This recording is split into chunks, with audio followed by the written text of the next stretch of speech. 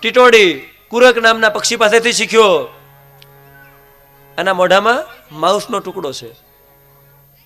નાનું પક્ષી ટીટોડી એટલે માઉસનો ટુકડો ને ઉડવા લાગી. પાછળ બાજ પડ્યા.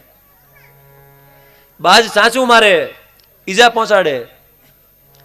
ખૂબ માર ખાધો, ખૂબ માર ખાધો.